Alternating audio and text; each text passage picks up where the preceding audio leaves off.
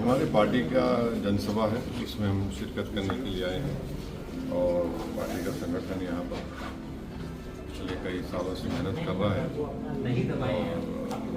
समझिए कि आने वाले विधानसभा के चुनाव के लिए हमारी तैयारी चल रही है।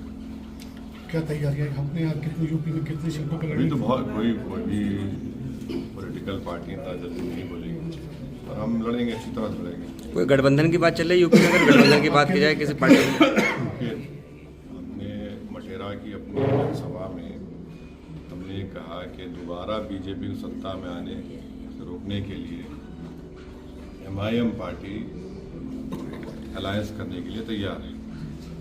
अब आगे देखिए क्या होता है, देखिए। अच्छा, जैसे आज की जो चंदा चोरी का मामला बहुत हाईलाइट है, इस पे क्या आप क्या सुनते हैं, क्या?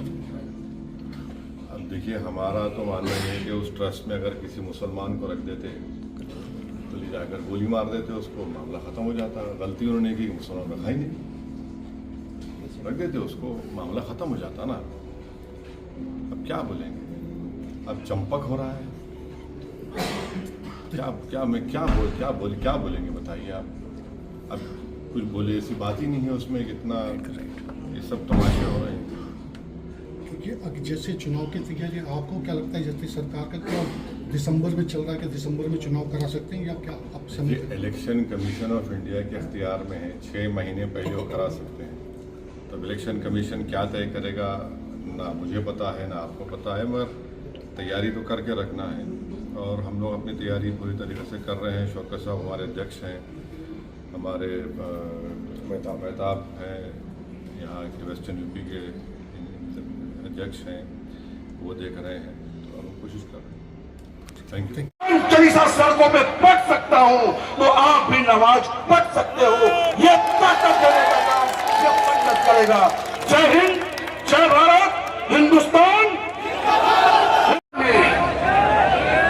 इस आजाद हिंदुस्तान में अगर सम्मान चाहिए, अगर ये पंडित तिलक लगाकर, ये चुटिया लगाकर 1 लाख मुसलमानों के बीच सुरक्षित रह सकता है, तो हमारे देश का मुसलमान टोपी लगाकर, दाढ़ी लगाकर ट्रेन में सुरक्षित क्यों नहीं होता है?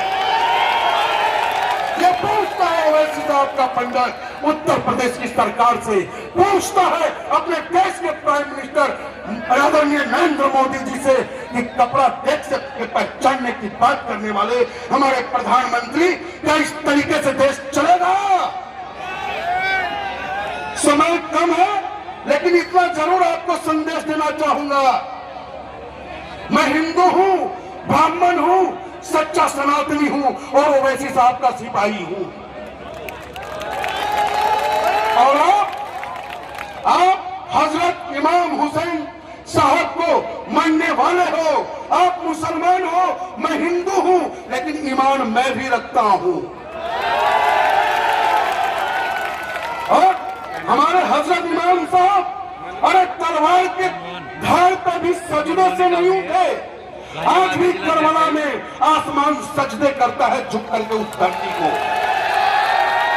और आज ये बिजनौर की जनता ने तय कर दिया है कि आने वाला 2027 का चुनाव सिर्फ और सिर्फ गरीब, मजलूम, किसान, मजदूर, अल्पसंख्यक, कमजोर लोगों का होगा और उसका चुनाव चिन्ह पतंग होगा, उसका चुनाव चिन्ह